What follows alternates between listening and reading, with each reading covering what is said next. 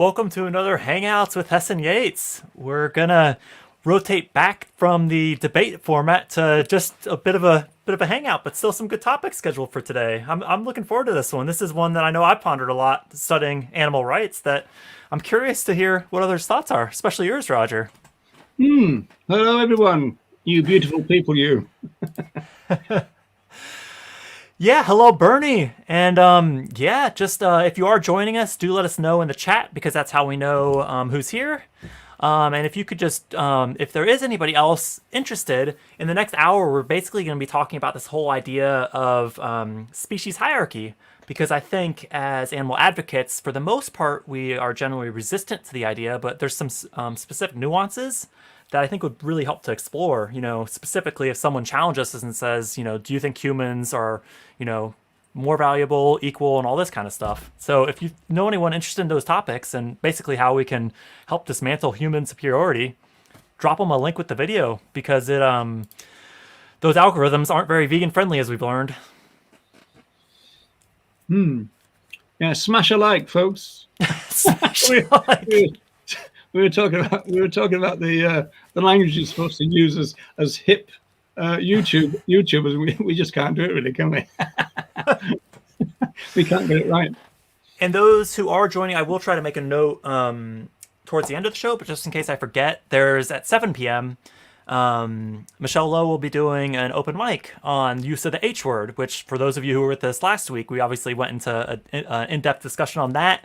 And hopefully everyone's had a chance to kind of ferment a little bit on that. The hello word is hello. The hello? Yeah.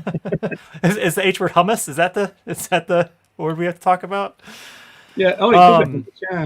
But yeah, I'll probably try to jump on that myself because I know I've been doing a lot of research. And yeah, I'm keen to keep exploring it because it's an interesting one really because it does beg the question like how much are we actually being distracted and not doing other animal advocacy work? Research. We've been obsessing with it. No man, research. Well, there's that. Yeah. Well, because it is an interesting thing. Because on the animal rights show, we oftentimes deal with movement issues, and it's just is that helpful or is it more of a distracting thing? I don't know. Hello, Michael, Nella, Maz, Jennifer, Ronnie, Tabitha. H for Hess, Ronnie says. Maz and Amber. Maz the Gob. I like that. That's a good name, isn't it? Maz hello, Kristen. Yes. Hello. Great to see some familiar names. I think a couple new ones. So yeah, what we'd like to do is start off with a quick opening video just to help frame the conversation because one question that I think boils into this bigger topic. Yes. Hello, Deb. Is whether or not other animals see species and specifically if they do, how they see other species. So what we're going to do is play a short video clip from Dodo, who I'm sure most of you are, if not all of you, are familiar with, but it's towards the end of the video where they're covering this rescue and basically two individuals coming to the sanctuary for the first time from different species and just looking at their interaction with each other. And then afterwards we'll break down kind of how they view species and maybe that could help teach us some things as animal advocates for how we should. Is this Dodo thing the website, Jeremy, that you're talking about? Because I always think some of their videos look a bit staged. I know that's a separate matter, but they always look a little bit set up, don't they? Sometimes I always worry about some of these videos. You see all over the place. So and so made friends with so and so and all that. I'm always a bit suspicious. There's always human-centric framing, and I'm guilty of that myself because I think it's difficult. We have a human audience, so if we don't frame things in a way a human audience is going to understand, it gets tricky. But I know it's difficult water to navigate. But maybe let's see what the video has to show us first. Yes, let's. After quarantine, they will have about 45 acres to roam around in.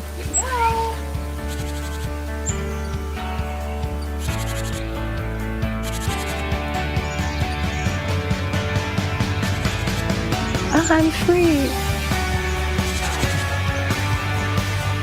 They all do that little happy dance when they feel grass, pure joy. It's a whole new world for him, isn't it? And now he's kind of looking around going, wow. Go ahead, buddy. It's okay. You can have all you want. I don't think he's even noticed all the friends over here. You see your new little friend?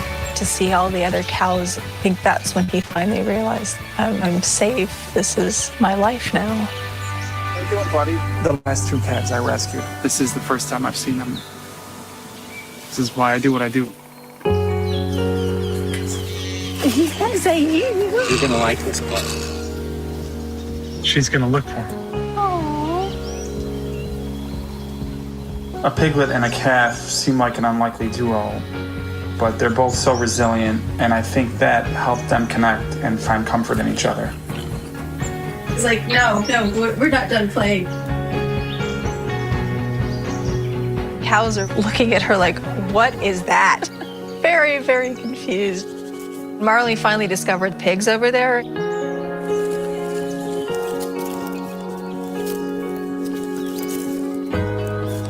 Couldn't have left you in a better place. See you later. So happy that you don't even notice I'm leaving. Seeing the love that they're surrounded by, oh, it's worth the drive, the phone calls, the manure in my car. It's all worth it. Marley and Eli just have this family bond thing. He's like, yeah, she has this weird obsession with dirt. You got a little bit muddy. But, she's mine. She doesn't really understand why he's so obsessed with hay, but, he's hers. So they accept one another. They helped each other. Now she's fearless. She knows what she wants, and she goes after it. If it's possible, Eli is getting even sweeter. Love is that X factor that helps them recover. How cute. They will always be loved, and they will grow old. Now they have a couple of other friends. They're not too sure about Marley at first. But now everybody's pretty good friends. When they first arrived, they were orphans and they chose one another. And sometimes, your chosen family is just as strong as your original family. And that's what it's become for them.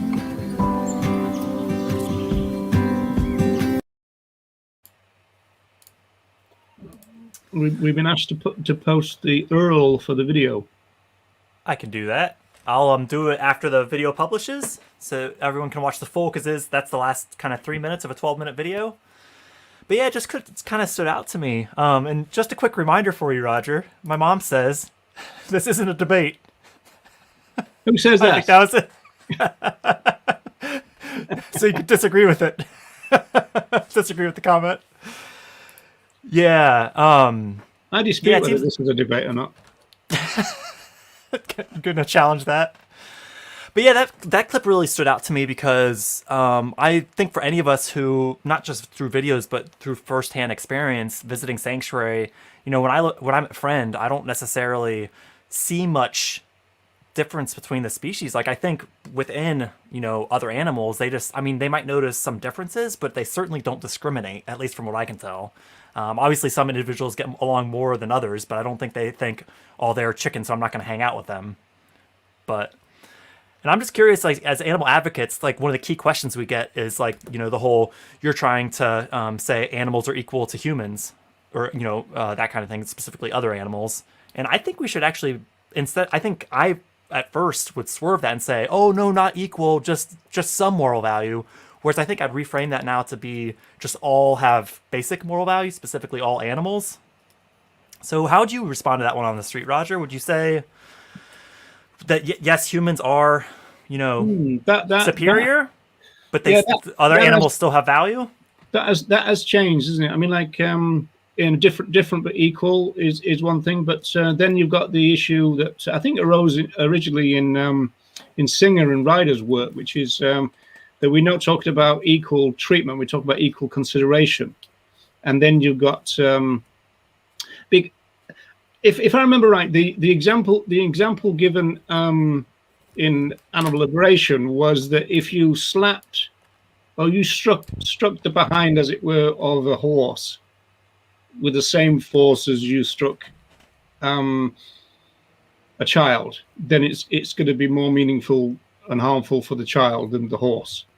And so I think they were talking about equal consideration doesn't necessarily equal treatment.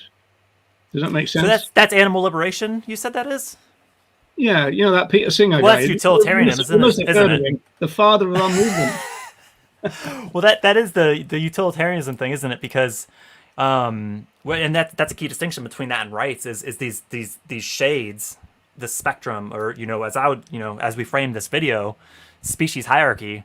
Whereas I personally think we should just chuck all that out and just be very straightforward, all animals. Because I think when we start, getting this whole line drawing thing, and if we play that game, we're automatically inviting people to assign different value to different individuals, depending on their species membership. And I think that's shooting ourselves in the foot.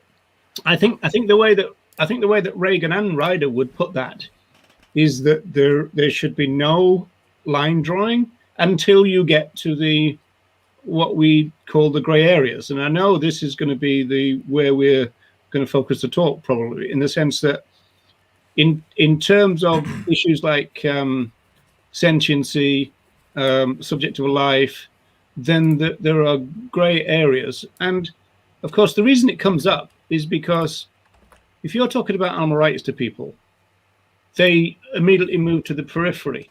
But then again, if you're in any kind of debate with somebody, they move to the periphery because in some sense, testing the periphery helps them decide whether the core argument has got any validity. So that's why they do it. And in relation to the debates that we get into, they say, oh, well, are you talking about insects then? And what about plants? That they go to those kind of areas where they think there's the kind of, where do you draw the line in relation to this animal rights thing?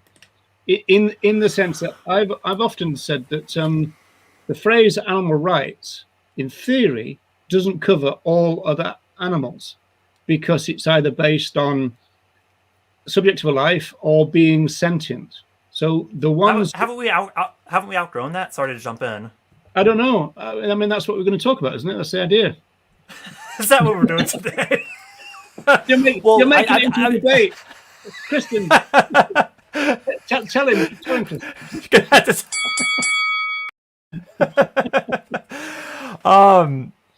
Yeah, I don't know. I don't know many modern day activists who would be familiar with the subject of a life stuff. But back to your earlier point about gray areas, because sentiency, though, don't they?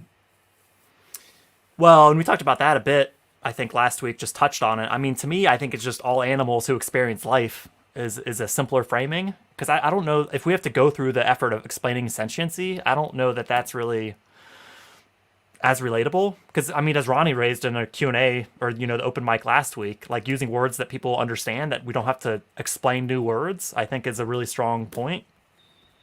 Yeah, well, again, that's an interesting one because I think there was some initial pushback against sentience, using sentience, because I suppose everybody was used to Regan. But I think the reason for that was the fact that sentience was often just defined as feeling pain, and then there was then a realization that sentiency means more than that. And then you've got the distinction between sentient and sapient. And in some senses, you could argue that sapient and subject of a life are closer than sentient and subject of a life, perhaps. You might be able to do that. I mean, like Francione will criticize Regan for subject of life being too restricted and complicated, whereas sentiency, he thinks, is quite simple. But actually, sentiency, I mean, people argue about what sentiency means. In terms, yeah. Because you mentioned pain, awareness, those kind of things. I think that's a thing, because I know this is something I've grappled with a lot myself, because if we start to use language to build a case for animal rights, and we start talking about, well, they can suffer, they can feel pain, we open ourselves up to the utilitarian animal welfare paradigm, saying we're just reducing suffering, because we don't want to just reduce suffering. That's not what we're about. Yeah, but we can send that message. Your solution, as I understand it, Jeremy, doesn't work. The fact that... Well, I hope it does. Otherwise, I'm wasting a heck of a lot of time. No, but weren't you saying that you say those who are alive? And then that's going to immediately... I mean, surely if you tried that on the street, people would immediately jump to plants, wouldn't they? All animals who experience life are unique individuals who are worthy of respect, would be kind of my general tagline. And wouldn't people then go to, well, plants are alive. Do you include them as well? They're not animals. That's where the all animals. So what's the moral difference? between plants and animals? I mean, we could have that discussion. I mean, we're going to get the plants feel pain thing regardless, I think, from people, because I think this is an interesting thing, because when people come up to us on the street, chances are they've engaged with the topic of veganism on some level. So they probably already have a few cards. Well, but I mean, it's something basic. Like they probably already have a few cards already pull out. And if one of them is plants feel pain, that's going to be played either way. I don't think the bacon people do that. Bacon. I don't think they've. That's all the only card they have. Ronnie's got an interesting question about the kind of building off that opening video. Other animals don't practice speciesism. They don't regard themselves as superior to other species. Humans are the only species that possess that arrogance. Because I think that's what it is, and I think we could learn a lot.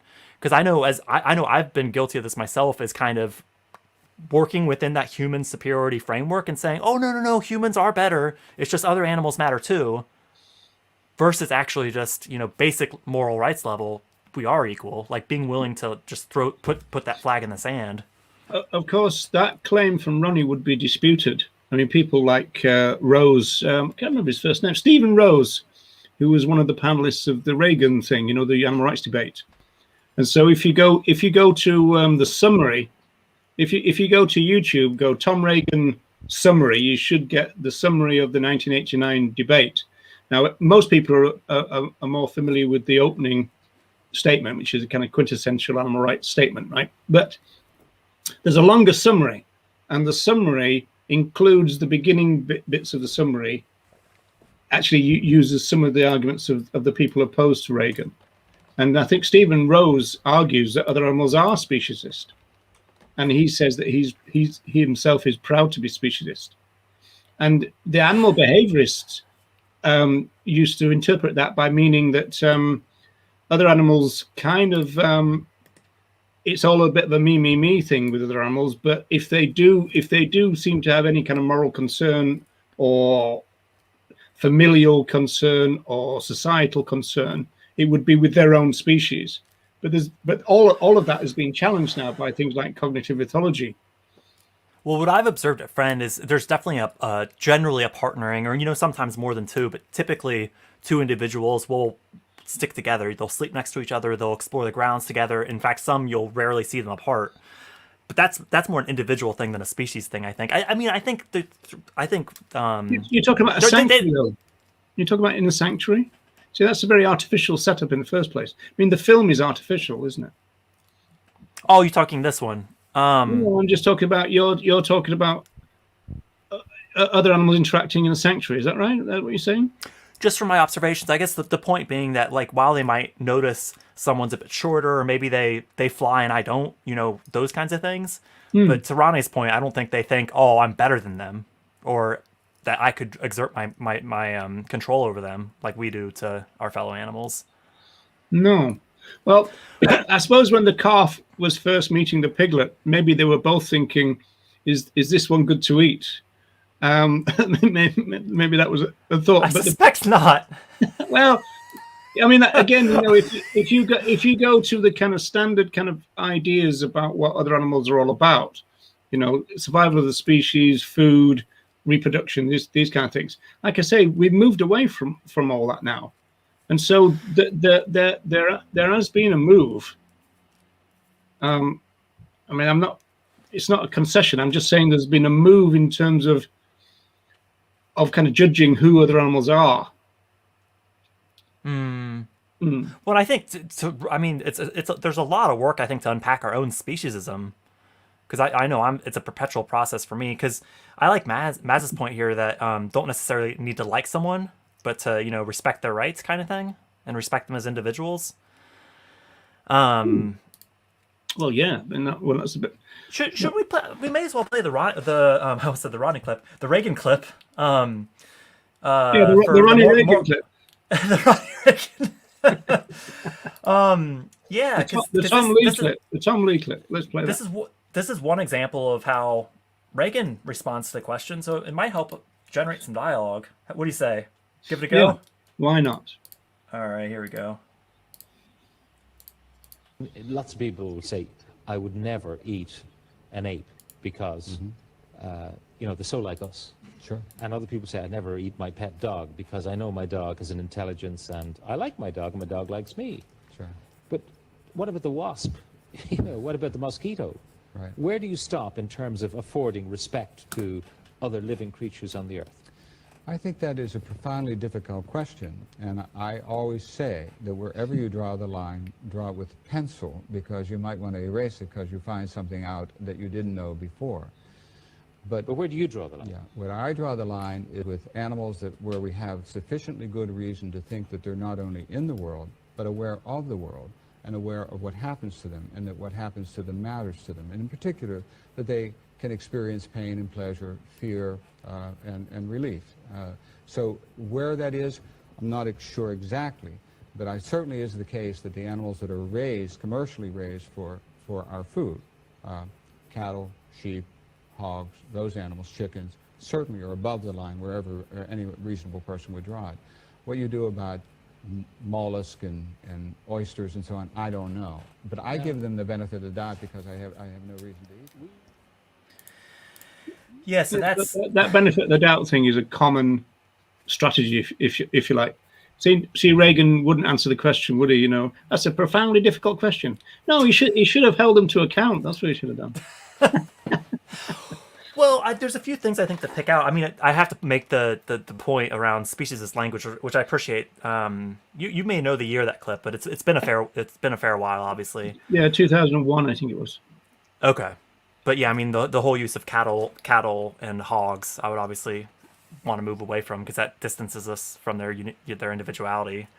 But yeah, I don't know. I think just the whole, back to my earlier point, like this whole line drawing, like why don't we just draw a circle around all animals, individuals worthy of respect, and then we don't have to erase it, to Regan's point. Because that's not the criteria of animal rights. I mean, that's what I was saying. There is a kind of irony that the category animal is not the criteria of animal rights. Well, I don't think a lot of people know the criteria of animal rights, including animal rights advocates. I know I didn't until I did an in-depth dive of it. I'm just wondering if we're overcomplicating things with some of these discussions. You know what I mean? You choose the topic this week. Hey, let's make it a debate, folks. We do gravitate. Well, it's yeah. I mean, it's interesting to explore the areas where we see things slightly differently. I think that's where we can evolve ideas. If we just agreed all the time, it'd be pretty boring. No. Yeah, but I mean, going to Reagan's clip. I mean, Reagan's clip was very similar to the thing that doesn't exist anymore. I tell you, one of my great regrets in my life is that I used to have a video of the entire arena debate thing that Reagan, not that one we show, but the Reagan 1989 thing was taken from. In that, Ryder gets challenged with where do you draw the line, and he was basically saying, well, we acknowledge in animal rights theory kind of thing that there is some grey areas, which is what Reagan is saying, that there are some things that science is not so clear about in relation to who is and who isn't a subject of a life, or who is and who isn't sentient. That's been the criteria of the theory of animal rights, not, oh, you're classified as an animal and so therefore you're in. That's never been the case. There's always been line drawing, and then the reason about the pencil is because our knowledge is going to change, and so the line's going to change. I mean, that makes sense. Surely it makes sense, doesn't it? The whole what happens to them matters them, and then experience pain, pleasure, and relief and these kinds of things. I mean, isn't the whole point that if we breed them into existence for net negative life, that is wrong? I mean, because there's no mention of breeding or net negative life. It's all talking about the positives of, well, I guess, obviously pain's not, but I mean, we're not talking about, it kind of misses the point about them experiencing pleasure because they shouldn't be bred in the first place. No, I think you're missing the point there. I think you're switching the argument a little bit there, because if I mean, Reagan says that famous thing about, those other animals whose life matters to them, they're in the world, they're aware of the world, what happens to them matters, all that kind of thing, right? Now, if you flip that and said, they're not aware of being in the world, and what happens to them doesn't matter to them. That's where the problem is, because there are some, it's alleged, it's argued, science says, blah blah blah, there are some other animals that don't care what happens to them because they can't feel anything, like plants. But plants aren't animals, though. That's it. That, we keep coming back to that, but I feel like I need to change this. Debates with Hess and Yates. This is no longer a hangout. Where's the opening poll? Get everyone's opinions before we start. It didn't get you the problem though, Jeremy. Just by saying plants and animals are not the same. I mean, in some ways, the argument is that if you're using those criteria, subjective life or sentiency, there are some other animals who are in the kind of plant category. In the sense that, some people have argued against animal rights by saying, you do know that yeast is an animal, don't you? Because yeast is alive, right? Well, but that goes back to the whole gray areas thing, because I think from our perspective, the gray areas we jump to are your bivalves and so on.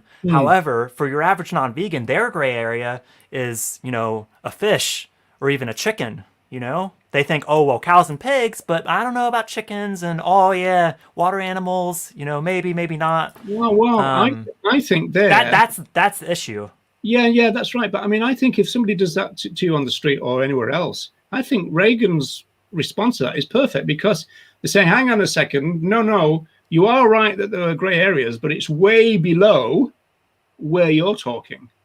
And that brings us back into rights bearers and rights violations in the way that Regan argued it and said, I'm not disputing that there's going to be some problematic grey areas within animal rights, but it's not where you're saying it is. What do you think about Ronnie's framing? I don't putting it through what Ronnie says. Disagree with it straight before reading it. Yeah, but yeah. The whole thing of if we're talking about a human being who had the same level of awareness as the other animal in question, I mean, isn't that a pretty good way to frame it versus talking about sentience or subject of a life? Hang on, the question. It's a bit more. It's a bit more complicated when you jump from other animals to humans in this sense, because a lot of moral intuitions and issues are based on the kind of familial relations of that human, which are not tended to kind of extend to other animals. I think. Could we stop there for a minute? What do you mean by family relations? Well, it's that idea about I mean, Francione says that if you creep into somebody's room and you shoot them when they're asleep, you've caused no problems, but you haven't violated their rights, except that you've violated their right to live, but you haven't caused them any suffering, right? Right. Okay, I'm with you on that part. Yeah. Okay, but. People would immediately start thinking about, oh, well, what about the suffering of their friends and their family and the people who are going to grieve for them and all that kind of stuff, even workmates, which you tend not to do if you see in a other animal sense. Although I think that actually is problematic because, for example, if the animal rights team were talking about that for tomorrow's show. We were saying that when you see a dead fox on the sidewalk, as it were, who's been hit by a car, then you might think about, well, what's going on with the fox's partner? What's going on with the fox's cubs? Are there some cubs somewhere starving now, and all that? But in terms of the cubs, as it were, getting together and putting together a search party, you don't think So there's I mean, we're in the minutiae here of animal rights theory, aren't we? Well, I think that's what we always want to try to create a bit of a marriage between that, or partnership between the theory and the activism. So I think it's important to bring it back to that. I guess my thing is, I think when we're put forth that question of, are humans, fill in whatever word, better or whatever, worth more, And people are going to challenge us on that, the burning building scenarios and the rest of it. But I think basic moral level, we need to bring things back to the drawing a circle instead of drawing a line. That would be the case I would make today. Because otherwise, why not bees? Then you get your vegans who support using honey and the rest of it. So aren't bees in the gray area by the framing you introduced earlier? Well, funnily enough, there's a historian called Keith Thomas, and he talks about privileged species, and he's usually talking about pets, animal companions, and he's normally talking about cats, dogs. I think he might use even other animals like hamsters, but the ones that are kept as living ornaments by people. And he was saying that these are privileged species. In terms of the insects, we do seem to have, in the vegan community, we do kind of elevate the moral status of bees a little bit because of the honey question, and that's why. Again, like we're in these terrible kind of areas because we were talking before we came on the air about Joan Denea. Joan Denea is really the only person, not the only person, but the only person who certainly put a book out in which she basically argues for insect rights. Most animal advocates don't want to go there usually, but for tactical reasons. It's not that they don't agree with that; it's just that they don't want to go there. And so I think there's a lot of issues. What does science say? What is the criteria of animal rights? And then also, we as advocates, where do we want to go? Because again, there's a battle of ideas going on, but there's a strategy going on. The people who would want to challenge animal rights, they all want to bring it to the periphery, whereas we want to keep it at the core. Like, for example, Ronnie just said, it's easily proven that most other animals that we oppress are sentient, but we're talking about the ones where there is a shadow of a doubt, and so the answer to that is we give them the benefit of the doubt, isn't it? That's what Regan said, and that's what we normally do. Well, but we don't dispute that there's no shadow of a doubt, though, do we? To Deb's point, I mean, I think the analysis we're going to does complicate the issue, and I appreciate there's an element that's needed for that. The thing I would suggest, if people do come at us with the insect stuff or the rest of it, engage in that conversation. I mean, I think honestly the conversations I've had with people, be them vegan or non-vegan, if they're thinking about whether insects are aware, they're very, very open to the animal rights message, and it could actually be quite a productive thing. Now, I'm not talking about the whole crop deaths and those types of dismissive type positions that people throw at you, but they don't actually really want to engage with, which does happen. But some people who raise it, I think, are genuinely interested. And if we can say, well, to your point, like engage with it, but I just don't think that should be our opening move. No, well, I might agree with that. Going to Deb's comment here, that's what you're doing, isn't it? Making them some type of monolith? Yeah. Well, I don't know, though. Should we just focus on the individuality? I mean, if we say, let's talk about a fish, let's talk about a chicken, why not just talk about them both as individuals? Whoa, hang on a minute. You just contradicted yourself in one sentence there, haven't you? I mean, like, should we focus on individuality? No, we should focus on them being individuals. Well, I'm just saying, like, to build a case for turkeys and build a case for water animals, like, to me, we should just talk about all animals, unique individuals, worthy of respect. And I think that curbs a lot of these challenges that I think we're going to get. Our difficulty as advocates or philosophers or whatever you want to say is that given the theory of animal rights, there are some other animals who don't kind of qualify. And I know that's kind of difficult, but it's also kind of true.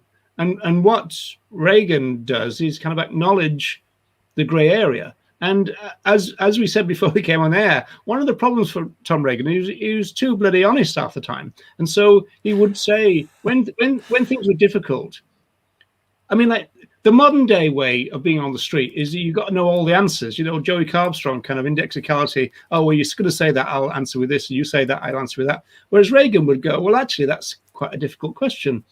And, we're not quite sure. Science is not quite sure. What we need in that respect is we need people of goodwill to come together in order to forge a solution. However, that's not true if you're talking about the core of animal rights, which are the beings who are definitely sentient or definitely subject to a life. And so that's when we come to this narrow gray area, that's where, I mean, that's what we're discussing. That's what we've been discussing for half an hour. Well, because everyone's kind of making a similar point that it's the sentience, not the being classified as an animal. I mean, I guess I kind of lean more towards what Ronnie's previous comment, talking about awareness. To me, awareness is a much more universally understood concept than sentience, and certainly more. I don't know how many people could articulate subject of a life in a meaningful way, because subject of a life excludes, water animals and stuff, right? I know why Regan did it, but mammals are of a year or older. I mean, I appreciated that with it making the case for them, and then okay, these other ones will be kind of given the benefit of the doubt. You know as well as I do that Regan kind of moved a little bit on subject of a life, and even right at the end, I mean, the last words of this, he says, well, okay, I've been talking about mammals 1 year and older, but actually, I know already that we're going to be talking about birds, we're going to be talking about fishes, so that's a bit disingenuous. Put it back to debates. Put it back to debates. Well, I'm just saying, if we're going to use the subject of life framing, I don't think we can use, because I was relieved to get to the end of the case and see that written. It's just if we talk for 400 pages about what subject of life is and then qualified at the end, I think that's not necessarily, that's where I would kind of move away from that kind of framing. Well, everybody has. Nobody, I mean, do you know an animal advocate who talks about subject of a life? I mean, can anybody point to... I feel like I did at the start when I was on the street trying out some Regan stuff and trying to apply it to live conversations. You used it, you mean? Yeah. Oh, okay. Yeah. I mean, I'd have to ponder the specifics, but... There was something that Race Lever said before I want to go... Is this the hierarchy? No. What's the problem with hierarchy as long as... Well, maybe we can just address this real quickly, because I think the thing with hierarchy is vegans would draw the line where race and where I assume we would, but I think non-vegans, when we start getting into this hierarchy stuff, that's all of a sudden where your water animals and certain other individuals drop off because of their species membership. I think that's to me, I think, where the confusion goes. I think that when people go to the periphery, what we should challenge is them going to the periphery, because they're doing it tactically. But we don't have to pretend that the periphery or the grey area is not there. But we have to challenge them going to it. I mean, they're going to it because they think that they can throw the baby out with the bathwater, that they can find a little chink in the armor, and that therefore means that the entire case for animal rights falls, which is kind of what Pat Kenny was doing in the clip. He was going, well, what about WASP? And what, they're kind of going, okay, haha, got you kind of thing. Well, it's not a gotcha. But I don't think the solution is just to kind of claim that those kind of difficult areas don't exist. Well, similar to the questionable sentience, we could talk about questionable awareness. I still think we should simplify our framing, because I think, to Ronnie's point, how do we make a rational case for a species hierarchy? Because it's all through a human-centric lens, which often lends itself to human superiority, saying, "Oh, okay, they don't have these observations." What's that? What do you mean by hierarchy? What I'm saying is that these people, such as Regan, are just saying that there are some other animals who are sentient, and there are some other animals who are not sentient, and that makes a moral difference, because that's the case for animal rights. Yeah, and I think there's different things that you do in a philosophy book versus on the street. Even welfare, though, Jeremy, like the case for animal welfare is you can be cruel to some. If you can't be cruel to one, there's no issue then, is there? You can't be cruel to plants. And then, well, can you be cruel to flies? These are issues that science have not really fully resolved. Now, another reason not to talk about cruelty. No, I'm just illustrating the fact that we've got criteria, whether it's welfare or rights, we've got criteria, and the criteria is those who can suffer and be oppressed and all that versus those who cannot suffer, and you cannot oppress a plant. Well, and here's to Maz's point, because we often do talk as a movement a lot about pain, fear, and suffering. I think the thing I would kind of question that is, are we inviting people to make more of an animal welfare response versus an animal rights response? Because if we're removing the pain, removing the fear, removing the suffering, we can still use them. So I think that's kind of the thrust of a lot of this. Yeah, just well, really objective, clear point making. Yeah, if all animals. Go ahead.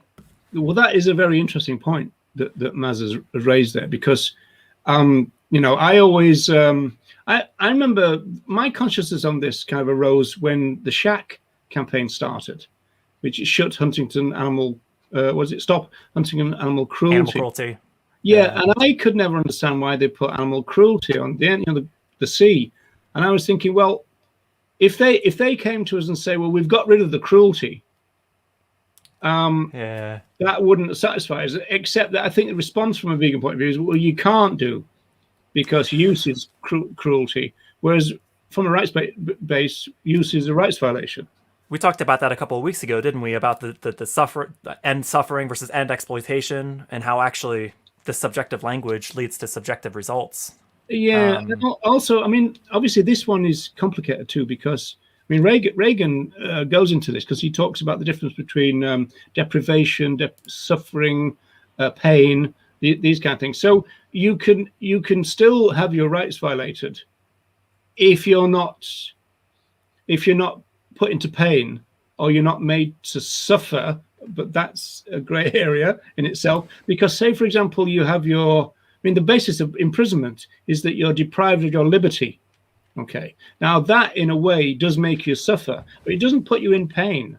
So there's a lot of nuances here, I think. Well, and to Erfin's point, I think talking about our own speciesism, because I think similar to how we probably save a family member in these thought experiments to a stranger, I think it's really important to redirect if we get challenged on this kind of stuff, that we might have an answer to that, but that doesn't actually apply to the question we're discussing, whether or not we should oppose animal use. That's where I think these types of thought experiments, which I know we get, I'm sure you get them on the street too, of, well, if a human's drowning and a dog's drowning kind of thing. I'm not convinced by this, because right from the 1980s, when these kind of lifeboat, philosophical kind of scenarios kind of come up, thought experiments. A lot of people would say, well, if it's my dog or some stranger, I would save the dog. And then Regan in the Late Show said, well, what if we're talking about Hitler or Blondie? Which one of those would we save? The way I tell you what, the way it used to be framed is, if I like that counter, by the way. if there was two beings in a river, that we will often call, you see two beings in a river. One was a kitten and one was a baby. Who would you save first? And I used to say, I would hope that the first being that I came across was the kitten, as I was swimming towards into the river, because I could grab the kitten and throw the kitten onto the bank, and she would be okay with that. If I came across the baby, the idea of throwing the baby onto the bank would probably kill them, and so that would complicate the issue. But obviously, the vegan response to that scenario, that kind of thought experiment, is we would try to save both. Then you get Tobias Leonhardts of the world going, oh no, you can only save one. Which one, kind of thing. But it's not as clear cut as we'd always choose the human, because we've got relationships as well. I think to your point earlier, I think it's good, like Reagan did in that clip, to be a bit charitable. I just think it's really important that we redirect back very quickly to very objective framework, because falsificationism, that's I don't know if I've seen this name before. That's cool. What do we think about animals that have a definitionally so-called parasitic or dangerous relation to humans? This is self-defense, this, isn't it? Yeah, I would say self-defense, and that would apply to regardless of species membership. if there is more of a self-defense type thing. I think mice is it's probably a bit more easy to relocate them. Slash, why are they there in the first place? Mosquitoes and ticks less so. I mean, I know I've picked ticks off the pigs at friend. So On the relocation. wait, let me get ready. If we get this idea of relocation of mice, I think this is going to come up tomorrow as well on the show. If you humanely trap a mouse and then take her to 3 miles away or whatever the criteria is that they don't come back, what about the babies or the family left behind?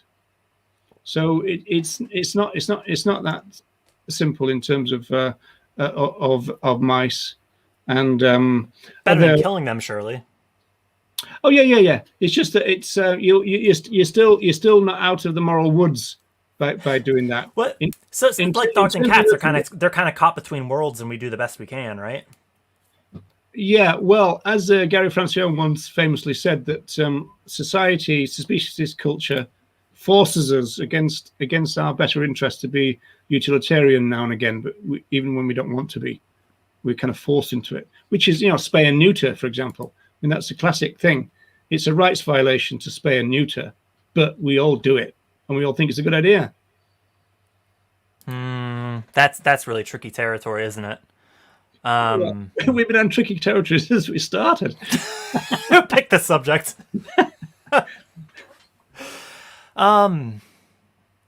Yeah, to Elliot's point about natural rights pre-existing before Reagan's ideas, that's an interesting one. Because I think the thing is animal rights, I mean, the whole thrust behind the show is the fact it's used rhetorically, which is something to unpack.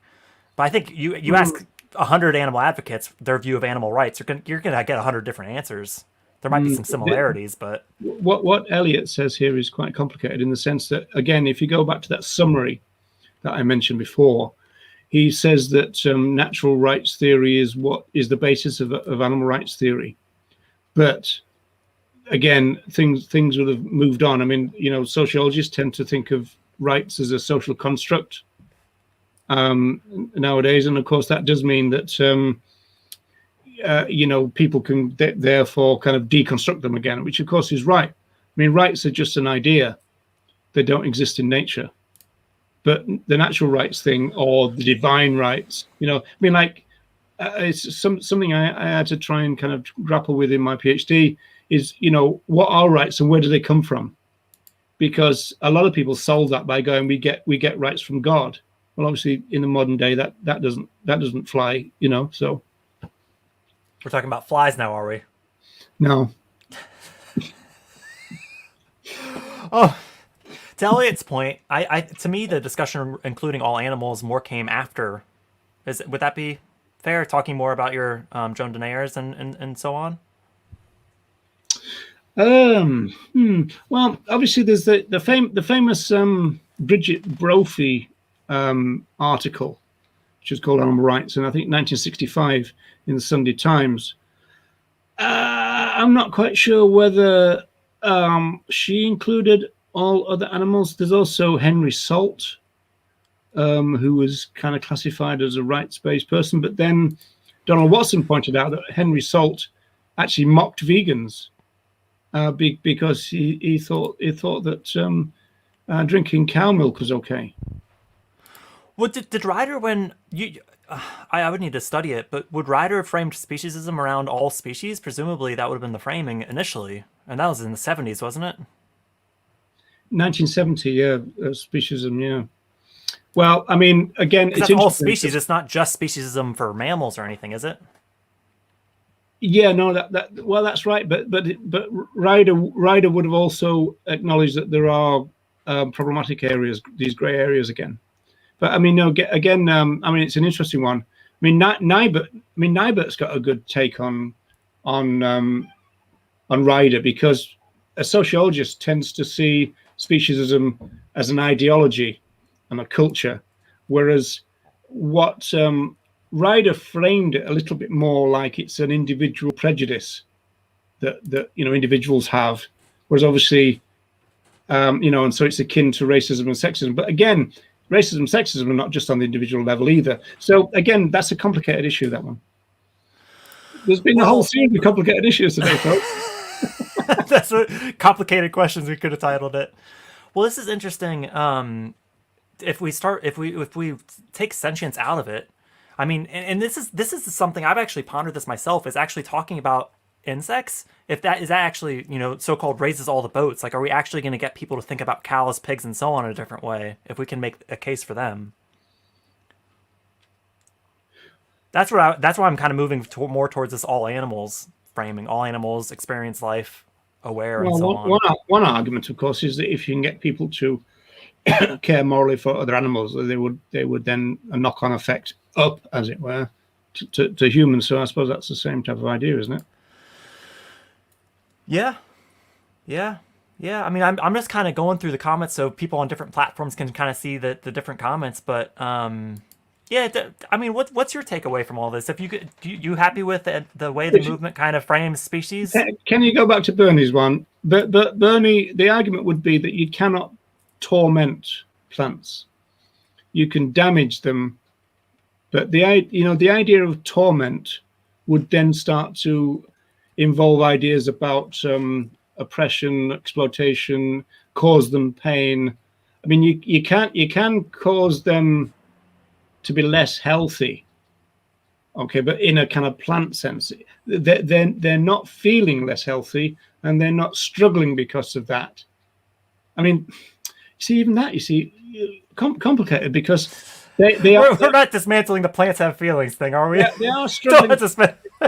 No brain, no central nervous system. To me, it's pretty. They are struggling to live, aren't they? But they're not suffering.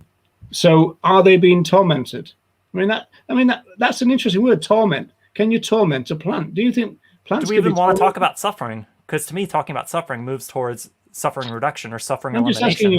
I'm just asking you a question. Don't jump onto the word suffering. I'm just saying, can you torment a plant, do you think? Well, the point that's been raised internally within the team that I think is quite interesting is, why not have respect for plants? Like, why not embrace that? Because we can still talk about feed conversion ratios and say, hey, you know what? If you don't want to torment plants, best thing to do is to eat plants directly. Did Jeremy answer the question, anybody? No. Can plants be tormented? Jeremy Hess.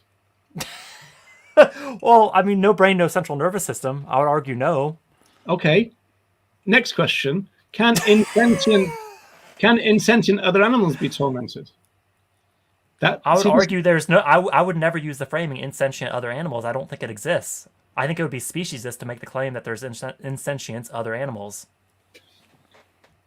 Well, I mean, I think you'd be in danger of being called one of these woo-woo people and all that if you did that. Because why don't we talk about bivalves?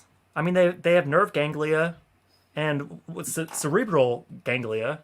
I've interacted with slugs, and you can see their little eyes retract into their head when they hear noises or that kind of thing. They're clearly interacting with their environment. There's footage of clams flapping through the water.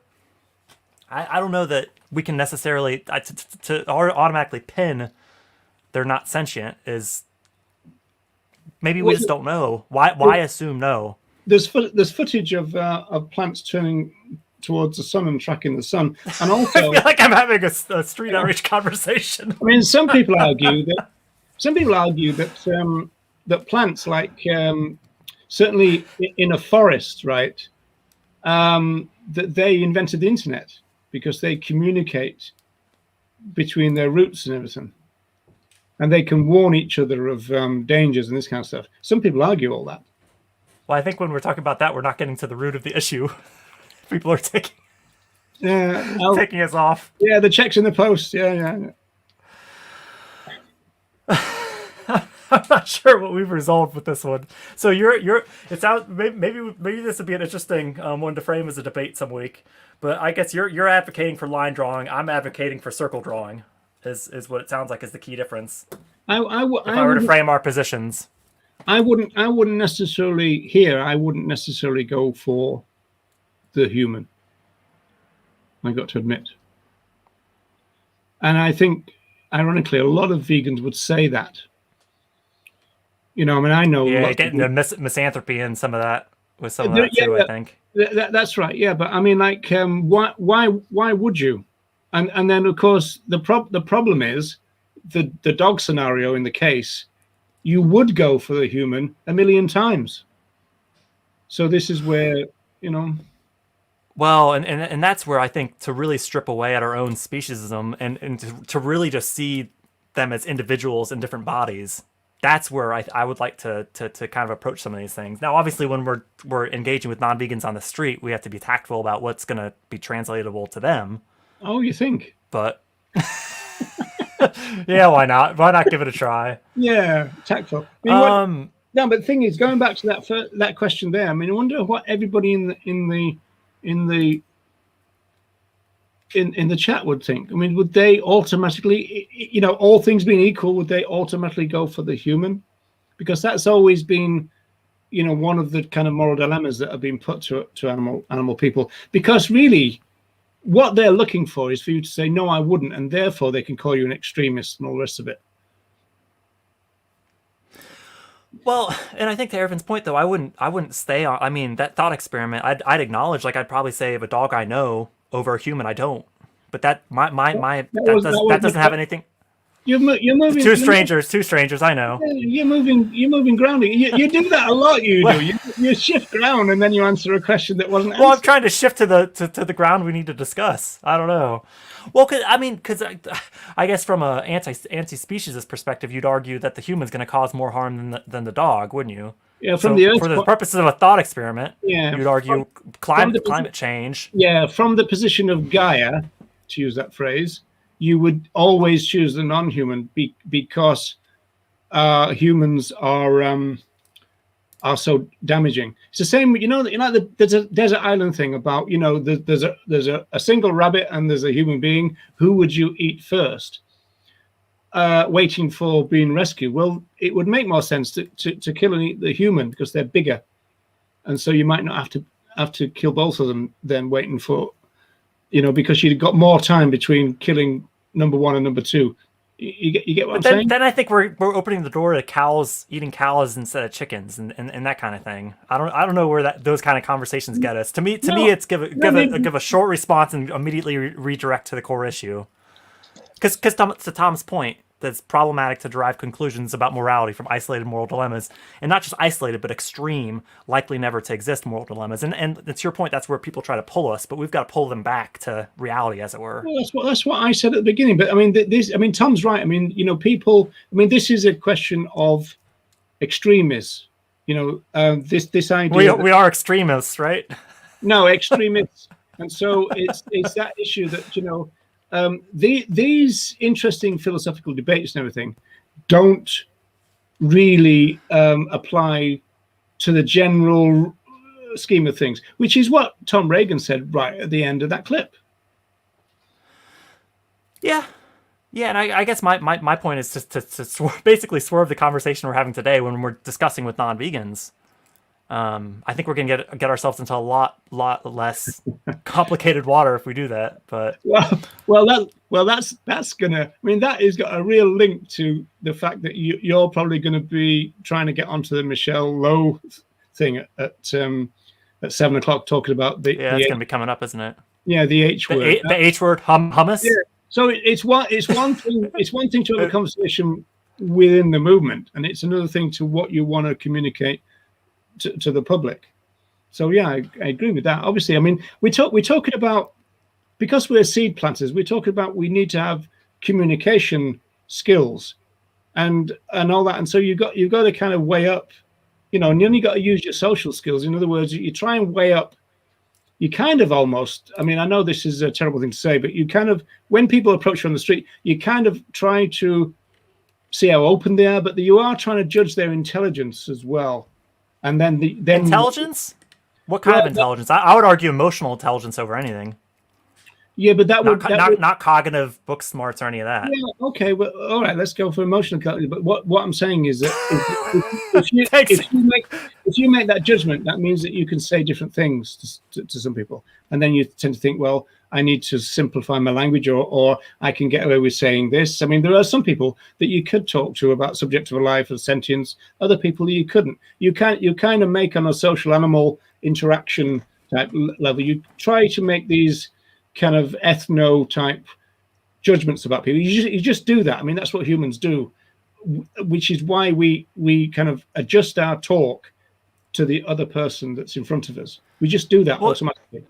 To Wendy's point, what do you think about the social ramifications of prioritizing another species over a human? And in the subsequent example, you're driving a car and at a human or a fox, there'll be tougher consequences if you kill the human, and certainly in the legal sense, but even in the moral sense to the earlier comment. So there's a lot of pressure. There's pressure that reinforces our own speciesism, isn't there? Yeah, as if we don't have enough of it already. I think what Wendy's got in mind there is Tom Regan on the moral maze, because he gets asked that question. That if it came across another animal who is soon to die, would you, as it were, put them out of the misery? And Reagan said that would be a merciful thing to do. I said it. I said the word. And so that would be a merciful thing to do. And then the guy goes, well, if you did that to a human, you'd be charged with murder. Did you say mercy? Have mercy. Right, I'm going. I'll see you next week, folks. On that point, well, as Wendy says, that's a very difficult question. Oh, this has been a bit messy, but I've enjoyed the chat at least. I'm gonna keep advocating for my circle drawing instead of line drawing, but. Well, you're always going in circles, so I'm not quite sure. I'm surprised by that. Yeah, I'm just catching up on some of the comments. I mean, I think it's difficult. I think when you get into these nuanced peripheral discussions, I find them to be more distracting. I mean, it seems like as a movement we love thought experiments. I find them to be a complete distraction.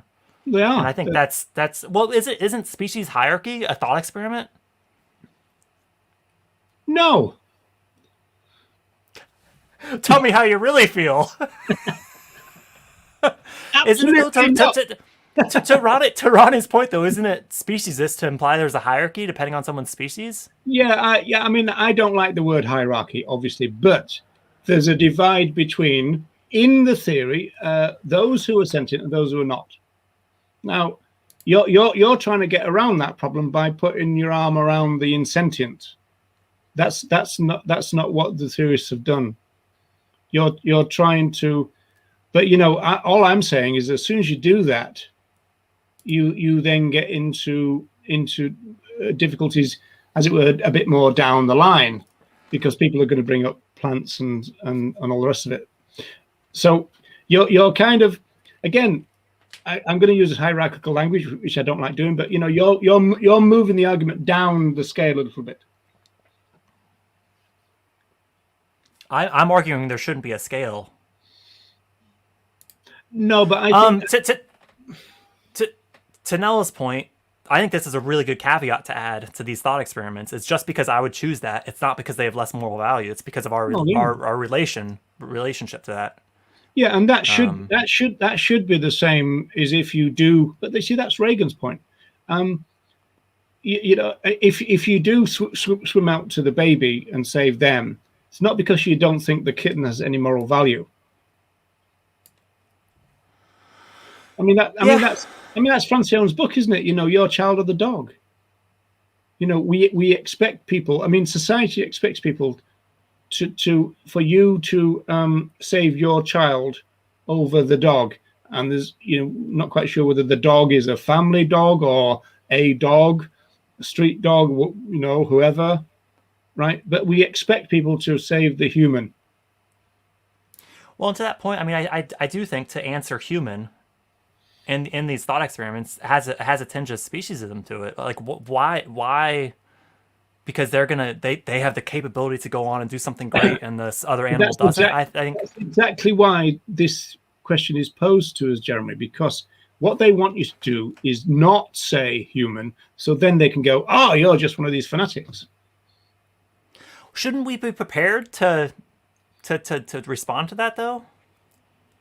And I mean, we could fire right back with the whole, well, if we want to talk about fanatical, let's talk about 3 trillion individuals killed, killed, all that. Yeah, I'll go with that. We're going to get that either way. I mean, regardless if we lead with sentience or, circle line drawing sentience or circle drawing awareness. This is going to be the new theory of animal rights, folks. It's all based on a circle. No, what's it? The new seekers. All my life's a circle. I'll send you the link to that song. Oh, here, Ronnie. Ronnie's got an extra addition to the thought experiment. The vivisector. What would you think, dog or vivisector? Who are you saving, Ron? You with Ronnie on that? I mean, that's similar to what Regan was getting at when he said, "Well, what about Hitler or Blondie?" Well, I really think we should focus on Elliot's point here.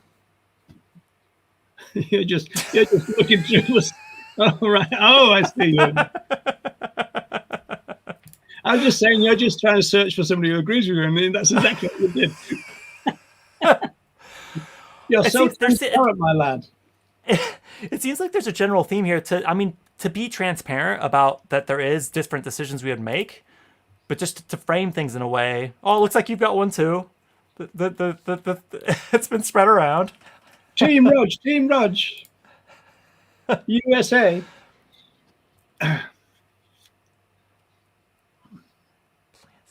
What's going on now? Have I lost sound? Maybe you just stopped talking. I'm just reading the comments. That's when you're supposed to fill the space. Oh, I see. Yeah. Well, yeah, so we are up on the hour, so we should wrap up. Have you seen any other comments? I'm kind of blitzing through these to try to so nothing's missed, but I think. Yeah, I mean, Amber's point is right, which is why, but the point is, it's not really a genuine question when you get asked that question. They're just trying to put you on some kind of terrible hook to make you look bad or something, or they want to make you say something. Oh, well, you don't really care about them after all. Or, it's a trick. I mean, it's a trick question. I mean, that's why bloody Leonard uses these bloody things all the time to get vegans to say, yes, I'd eat a steak and all that bullshit. I mean, like you said 10 minutes ago, these scenarios are not that good for us to deal with the real world. I mean, they're very good. They're very good in, in philosophy classes. The trolley problem. What will you do about that? I mean, that's all very well and good. But in terms of in terms of the real world, how many times have you ever found yourself in charge of a lever that's going to change the direction of a train? I'd imagine that nobody on this call has ever been in that situation. But that's the trolley question. All philosophy students do that in their first seminar. Who would you save? These are just thought experiments. Yeah, and I think that's just it. That's kind of my point. Is I would encourage us to pull non-vegans we engage with out of the philosophy classroom and into the real world, and talk about those ideas, but don't not get stuck on them. I'd move away from talking about putting anyone on a hook, because that has some speciesist implications, I reckon. But Daily Roger, what's that mean? Daily Roger, Daily at Roger. What's that mean? What do you mean, Wendy McGowan? I believe it's McGovern. Oh yes, it is. We should wrap this up. We've got 6:00 show tomorrow that you said kind of similar themes around relations with our fellow animals, free living beings, and so on. Yeah, it's going to cover areas like crop deaths and things about how can moving towards a vegan future, what would that kind of look like in terms of our inevitable impact on the world, because we all know that by just living we're going to have an impact on the world. As you said a few minutes ago, unfortunately human beings, we have a terrible impact on the world, especially first world human beings. I mean, look at the environmental cost of us compared with other animals. So a vegan world, is that going to change? Are we going to be able to reduce our footprint? I mean, hopefully it helps to start the change, but it's certainly not. It's not the complete solution, because veganism in itself. No problem. I agree with that. Yeah, I think Wendy was referring to the trolley problem she faces daily. Oh, okay. But yeah, there is at 7:00 the discussion on what's it called? Open mic, have your say on the H word. So I know I'm going to plan to take part in that, and I'm curious to see how the conversation goes. So hopefully we can move towards at least understanding. And I don't know if we'll ever arrive at a conclusion, but yeah, I like hummus, so that's my sort of thing. Yeah, I like hummus too. Baba Ganoush in we a pinch. both agree on the H word then, don't we? Yeah, exactly. All right, maybe we leave it there. So please join us on Michelle Lowe's channel in 50 minutes. And it sounds like you may tune into that as well, Roger, maybe from a viewer perspective, and just see what happens, as I'm sure a lot of people probably will. Don't worry. If you get on, I'm going to hassle you in the comments like you always do. I know you will. I know you will. Yeah, goes around, comes around. When you said it was a joke, but sorry, Wendy, I just don't get it. I still don't get it now. So you'll have to message me because I'm just not good at it. You're gonna have to explain it. My problem and not yours. So everybody else got the joke, I didn't. So there you go. And there's me. I taught the sociology of humor. I don't get the joke. I can analyze the joke, but I don't get it. Cut me off. We'll see you next time tomorrow, 6 p.m. With the team show, and in less than an hour on Michelle Lowe's channel. Talk to you soon. See you then.